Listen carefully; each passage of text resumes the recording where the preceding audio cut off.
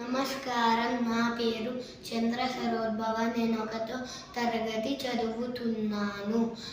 బాలల దినోత్సవం నెహ్రూ గారి పుట్టినరోజు. బాలల దినోత్సవం జరుపుకుంటాము. నవంబర్ 14 నెహ్రూ గారికి గులాబీ పూలంటే చాలా ఇష్టం. అలాగే నెహ్రూ గారికి పిల్లలంటే చాలా ఇష్టం. నెహ్రూ